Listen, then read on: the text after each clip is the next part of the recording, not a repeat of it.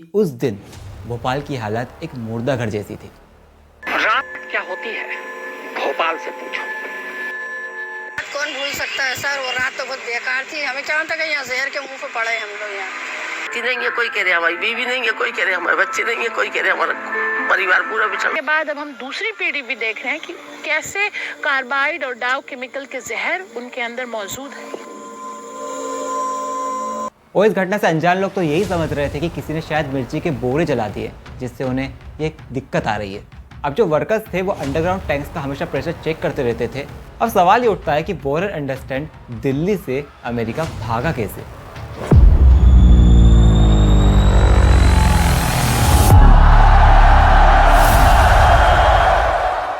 ये साल था साल 1984। दिसंबर का महीना था और 2-3 तारीख की एक बेहद ठंडी रात थी। आज इस घटना के 39 साल बाद भी उस रात को कुछ लोग याद करते हैं तो उनकी रूह कांप जाती है। पड़े हैं लोग, उल्टी कर रहे हैं, कोई मरे हैं। हकीकत क्या है जमीन की, हकीकत क्या है गैस पलटों की, ये हमसे बेहतर कोई नहीं। अब ये घटना होती है भारत का दिल कहा जाने वाले मध्य प्रदेश की राजधानी भोपाल में। दरअसल ये कहानी है भोपाल गैस ट्रेजेडी की, या ये कहें भारत की सबसे बड़ी गैस ट्रेजेडी की, जब एक फैक्ट्री और उसकी एक जहरीली गैस भोपाल के हजारों लोगों की जान ले जाती है।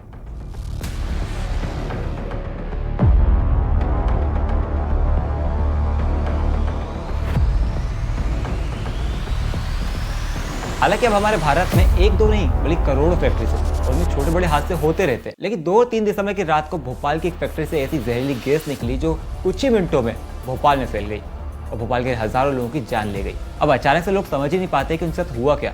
उनकी आंखें चलती है, उन्हें खांसी चलती है और जो लोग शायद सो रहे थे वो सोते ही रह जाते हैं। और ऐसे ही पूरे 2 दिन तक भोपाल में मौत का खेल चलता है। और शायद जो उस रात जिंदा बच भी गए वो आज भी इस गैस से काफ़ी परेशान है। इसीलिए Bhopal gas tragedy industrial disaster के रूप में पूरी दुनिया में जाना जाती है। But question is, who is responsible the Bhopal gas tragedy? क्या हुआ था 2 और 3 दिसंबर की रात को उस फैक्ट्री में, आइए जानते हैं। और आखिर कैसे उस फैक्ट्री का मालिक चुपचाप से देश छोड़ के भाग निकला था। अगर छुप छुप के कोई काम किया तो राजीव गांधी की सरकार में एंडरसन को भगाने का काम किया। तो आइए जानते हैं बिल्कुल शुरुआत से। अब आपके मोबाइल के स्क्रीन पे आप देख पा रहे होंगे कि यही वो फैक्ट्री है जिससे आज से 39 साल पहले भोपाल में गैस लीक हुई थी। अब यह फैक्ट्री थी यूनियन कार्बाइड कंपनी की, जिसकी और भी कई बड़ी फैक्ट्रीज है। वो ज़्यादातर केमिकल बनाने का ही काम करती हैं अपने प्रोडक्ट को बनाने के लिए। अब ये कंपनी 1969 में भोपाल में अपनी एक फैक्ट्री डालती है, एक 7 नामक पेस्टिसाइड कीटनाशक बनाने के लिए। लेकिन अब इस 7 पेस्टिसाइड्स को बनाने के लिए एक केमिकल की जरूरत होती थी जो मिथाइल आइसोनाइट MIC के नाम से जाना जाता है। वही केमिकल है जो आगे जाके पूरे भोपाल के लिए खतरे की घंटी बनने वाला था। हालांकि अब इस MIC को शुरुआत में बाहर से इंपोर्ट करके लाया जाता था इंडिया में, लेकिन आगे जाके पूरे 10 साल बाद चीजें बदलने लगी। इस कंपनी को काफी नुकसान होने लगा, लॉस होने लगा। तो इस कंपनी के मालिक सोचते हैं कि क्यों ना इस केमिकल को खुद बनाया जाए, ना कि बाहर से इंपोर्ट करके लाया जाए। हालांकि किसी भी केमिकल को बनाना इतना सेफ नहीं होता, लेकिन इस केमिकल को बनाया जाता है इसी फैक्ट्री के अंदर। अब थोड़ी सी हैरानी की बात यह भी है कि इस कंपनी को परमिशन भी मिल जाती है गवर्नमेंट की तरफ से इस केमिकल को बनाने की। अब गवर्नमेंट ने तो इस कंपनी को केमिकल बनाने की परमिशन दे दी थी, लेकिन क्या आपको पता है कि इस कंपनी में गवर्नमेंट के भी शेयर्स थे? अब देखो यार, ये जो यूनियन कार्बन कॉर्पोरेशन यानी UCC है, ये एक अमेरिकन केमिकल कंपनी ही थी। लेकिन जब इसने हमारे भारत के भोपाल में अपनी एक फैक्ट्री डाली तो इसने यूनियन कार्बाइड इंडिया लिमिटेड यानी UCIL के नाम से डाली। अब इस फैक्ट्री में अमेरिकन कंपनी UCC के 59% शेयर्स थे, वहीं 49% शेयर इंडियन इन्वेस्टर के भी थे। अब इन इन्वेस्टर में गवर्नमेंट ऑफ इंडिया और गवर्नमेंट बैंक भी शामिल थे। अब इस कंपनी में कितना खतरनाक केमिकल बनाया जा रहा था भोपाल के लोगों को पता ही नहीं था, और ना ही वहाँ काम कर रहे उन वर्कर्स को। अब ये कंपनी 7 नामक जो अपना एक प्रोडक्ट बना रही थी, उसकी सेल नीचे आती जा रही थी, क्योंकि अब मार्केट में इस प्रोडक्ट की टक्कर में और बड़ी कंपनियां आने लगी थी, इसलिए इसे अपने प्रोडक्ट की प्राइस कम करनी पड़ती है। अभी ये लोग पैसे बचाने के लिए फैक्ट्री और सभी की सेफ्टी को भी इग्नोर करने लगे थे। अब इस फैक्ट्री में थोड़ा भी केमिकल लीक होता तो उन पाइपों को ठीक कर दिया जाता था, ना कि अब बदला जाता था। अब जैसे मैंने आपको बताया कि इस फैक्ट्री के अंदर एक खतरनाक केमिकल बनाया जा रहा था, और इस केमिकल को रखने के लिए इसी फैक्ट्री के अंदर 3 अंडरग्राउंड टैंक्स बनाए गए थे। और अब इस केमिकल को लिक्विड फॉर्म में इन 3 टैंकर्स में से 2 टैंक में स्टोर करके रखा जाता था। वे 3 टैंक थे E610, E611 और E619। अब जो E610 और E611 है, इसे 50% इस केमिकल यानी MIC से भर दिया जाता था। वहीं E619 जो है, उसे हमेशा किसी भी इमरजेंसी के लिए खाली रखना होता था। लेकिन अब थोड़ी शॉकिंग बात यह है कि 2 और 3 तारीख की रात इसमें भी केमिकल मौजूद था। अब इन तीनों टैंक में एक नाइट्रोजन का यूज किया जाता था ताकि इसमें से केमिकल बाहर ना निकले, जिससे वो केमिकल अपनी एक ही जगह पर हमेशा बना रहे। क्योंकि ये MIC जो एक केमिकल है, ये गलती से भी पानी में मिल जाए या फिर हवा में संपर्क में आ जाए तो ये बहुत बड़ा खतरा बन सकता था, या ये कहूँ कि ये हवा में मिलके जहर बन सकता था, और शायद आगे वही होने वाला था।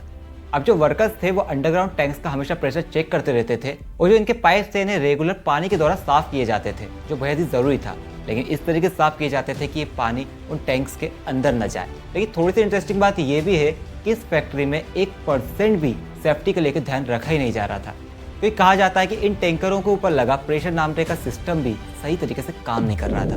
और वहीं इस फैक्ट्री के सेफ्टी अलार्म का भी यही हाल था। और अब आती है 2 और 3 दिसंबर की वो रात जब पूरा भोपाल हिलने वाला था।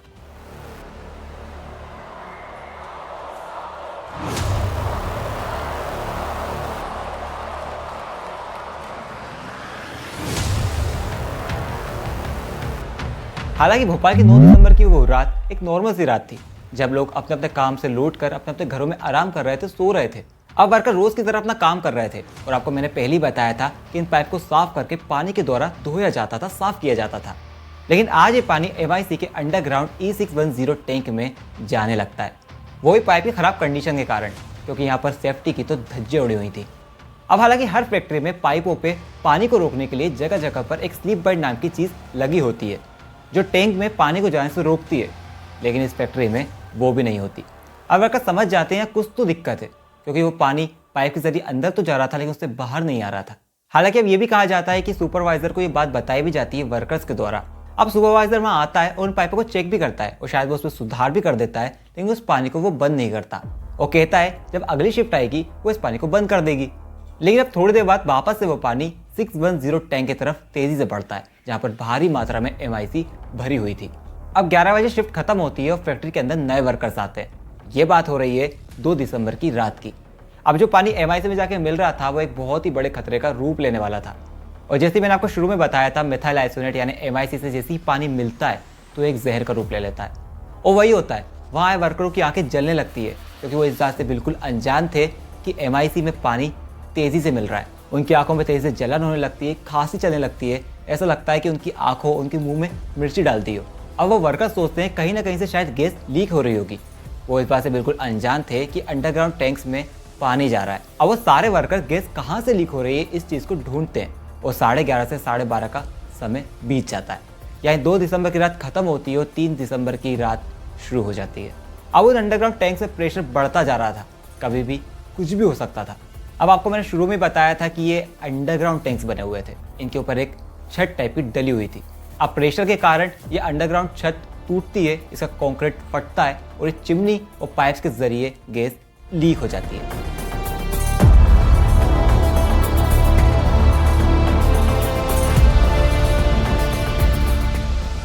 अब लीक हुई गैस हवा के जरिए पूरे भोपाल में घुलने लगती है। अब जो पानी पाइप को धोने के लिए जा रहा था उसे अब बंद किया जाता है, और शायद अब काफ़ी देर हो चुकी थी। अब आपको थोड़ा ये भी बताना जरूरी हो जाता है कि 1984 में पूरे भोपाल की जनसंख्या 8.5 लाख के करीब थी। बजे का समय हो रहा था, लोग सो रहे होते हैं अपने अपने घरों में, उन्हें महसूस होता है कि उन्हें कुछ तो हो रहा है। अब लोगों की आंखें चलने लगती हैं, उन्हें सांस लेने में काफ़ी दिक्कत होती है, आंखों के सामने अंधेरा छा जाता है, और खांसी तो ज़्यादातर लोगों की बंदी नहीं होती। और इस घटना से अनजान लोग तो यही समझ रहे थे कि किसी ने शायद मिर्ची के बोरे जला दिए, जिससे उन्हें ये दिक्कत आ रही है। अब जो अपने अपने घरों में मुंह ढाक के सो रहे थे उन पे इस गैस का ज़्यादा असर तो नहीं हुआ, लेकिन भागना सभी को पड़ा, क्योंकि लोगों से अभी गैस सहन ही नहीं हो रही थी। इसलिए लोग अपने अपने घरों से भागने लगे, और देखते ही देखते पूरे भोपाल शहर में भगदड़ मच गई। अब भोपाल के जितने भी हॉस्पिटल थे वो ज़्यादातर फुल हो चुके थे। डॉक्टर ये समझ ही नहीं पा रहे थे कौन सी बीमारी है और इसका इलाज क्या करना है। अब आप ये समझ सकते हैं कि हॉस्पिटल में डॉक्टर्स कम थे और मरीज़ पूरा भोपाल शहर था। अब लोग बस एक ही चीज़ चाहते थे, भोपाल से दूर जाना। तो अब भटकते भटकते लोग अपनी जान बचाने के लिए रेलवे स्टेशन की तरफ भगते, बस स्टैंड की तरफ भगते और अपनी अपनी गाड़ियों की तरफ। अब पूरा भोपाल बस यही चाह रहा था कि वो इस गैस से दूर निकल जाए। 2-3 दिसंबर की रात पूरे भोपाल में बस यही चलता रहा। लोग अपनी जान बचाने के लिए इधर उधर भागते रहे, और इस गैस ट्रेजेडी में 1-2 नहीं बल्कि हज़ारों लोग मारे गए, अपने परिवार से बिछड़ गए। और ये फ़ोटो जो आपके मोबाइल की स्क्रीन पर आप देख पा रहे होंगे, ये आपने हर जगह देखा होगा। ज़्यादातर लोगों का हाल बिल्कुल ऐसा था। अब इंसान तो अपनी जान बचाने के लिए भाग सकता है, लेकिन जो जानवर है वो कहाँ जाते। इस गैस ट्रेजेडी में हज़ारों जानवरों की भी मौत हुई। अब मध्य प्रदेश गवर्नमेंट ये कहती है कि इस गैस ट्रेजेडी में मात्र 3,500 लोगों की ही जान गई, लेकिन ये मौत का आंकड़ा इससे 10 गुना ज़्यादा था। लेकिन वहाँ वैसे जिंदा लोग और डॉक्टर्स का तो यही कहना था कि उस दिन भोपाल की हालत एक मुर्दा घर जैसी थी। और जैसे मैंने आपको थोड़ी देर पहले बताया था कि भोपाल की पॉपुलेशन 8.5 लाख थी और इस गैस से 5 लाख लोग इफ़ेक्ट हुए थे। अब बहुत से लोग जो बच गए वो इफ़ेक्ट भी कैसे हुए थे, बहुत सौ को कम सुनाई देने लगा, उनकी आंखें चली गई, उन्हें खांसी की बीमारी हो गई, सांस की बीमारी हो गई, और कुछ के बच्चे जो बाद में हुए वो विकलांग पैदा हुए थे। अब पूरे भोपाल में 2-3 दिसंबर की रात को यही चलता है। ज़्यादातर लोगों की तो खास के ही मौत हो जाती है। अब आपके मन में एक सवाल ज़रूर उठ रहा होगा, इतनी बड़ी फैक्ट्री जो हज़ारों लोगों को मौत के घाट उतार गई, इसका ओनर कौन था और आज वो कहाँ है। पहली बात आपको एक डाउट क्लियर कर दूं, अगर आपके मन में डाउट आ रहा है कि वो जेल में होगा, तो बिल्कुल नहीं, वो आज तक जेल गया ही नहीं। दरअसल आप ये फोटो देख पा रहे होंगे, ये है इस कंपनी का मुख्य आरोपी और इसका CEO। इसका नाम है वॉरेन एंडरसन। अब वॉरेन एंडरसन अमेरिका से भोपाल में लैंड करता है इस ट्रेजेडी के पूरे 3 दिन बाद, यानी 6 दिसंबर 1984 को वॉरेन एंडरसन इंडिया में लैंड करता है। और बस उसी दिन 6 दिसंबर 1984 को एंडरसन को भोपाल पुलिस ने गिरफ्तार भी कर लिया। लेकिन शॉकिंग बात यह है कि अगले ही दिन यानी 7 दिसंबर को वॉरेन एंडरसन को एक सरकारी प्लेन के जरिए दिल्ली भेजा जाता है और बस दिल्ली से ही वॉरेन एंडरसन अमेरिका चला जाता है बिना किसी कार्रवाई के। पर वो कैसे भोपाल से दिल्ली गया और दिल्ली से अमेरिका गया, कैसे, सवाल काफ़ी बड़ा है। 2014 वॉरेन एंडरसन की मौत हो जाती है। Anderson has passed away in a nursing home in Florida in the United States. Anderson in India to face prosecution for his role in the Bhopal gas tragedy. और इस गैस ट्रेजेडी के बाद और अपनी मौत तक वॉरेन एंडरसन आज तक कभी भारत लौटकर कभी नहीं आया और थोड़ी बहुत कार्रवाई के बाद कोर्ट ने उसे फरार घोषित कर दिया। अब सवाल ये उठता है कि वॉरेन एंडरसन दिल्ली से अमेरिका भागा कैसे? क्या उसकी मदद उस समय की मौजूदा सरकार ने की थी? अगर छुप के कोई काम किया तो राजीव गांधी की सरकार में एंडरसन को भगाने का काम वॉरेन एंडरसन को कैसे दिल्ली से अमेरिका भेजा गया, इसके लिए सुषमा स्वराज ने उस समय के वर्तमान सरकार राजीव गांधी को इसके लिए जिम्मेदार ठहराया था। लेकिन उस सरकार ने सभी आरोपों को गलत बताया। लेकिन ये तो हम सभी जानते हैं कि किसी न किसी ने तो उसकी मदद की होगी, नहीं तो इतना बड़ा आरोपी दिल्ली से अमेरिका कैसे भागेगा? कहीं ना कहीं इसके पीछे सरकार का हाथ हो सकता है या नहीं भी। लेकिन उन भोपाल के लोगों का क्या जिन्होंने ये सब चीज़ें सफ़र की, जिन्होंने अपनों को खोया? अब वॉरेन एंडरसन भारत छोड़कर भाग जाता है, लेकिन मध्य प्रदेश यानी भोपाल के लोगों को जस्टिस मिलता ही नहीं है। लेकिन साल 1989 में वॉरेन एंडरसन अमेरिका से इंडियन गवर्नमेंट को $470 बिलियन कंपनसेशन भेजता है, यानी ये उस समय के पूरे 800 करोड़ रुपए थे। पूरे पीड़ितों को ये पैसा मिल जाए, लेकिन ये पूरा पैसा भोपाल के पीड़ितों को नहीं मिलता है। हाँ, पैसा कुछ मिला हो सकता है, लेकिन जो उनका हक था वो पूरा पैसा उन्हें नहीं मिला। तो ये थी भोपाल गैस ट्रेजेडी की पूरी स्टोरी। और इसी साल 2023 में इस घटना को पूरे 39 साल हो जाएंगे, लेकिन उन लोगों के घाव आज भी गहरे हैं। तो ये थी भोपाल गैस ट्रेजेडी की पूरी कहानी। आपको इन्फॉर्मेशन कैसी लगी हमें ज़रूर बताएं और ऐसी मोर वीडियोज़ के लिए हमारे चैनल को सब्सक्राइब भी ज़रूर करें। नमस्कार।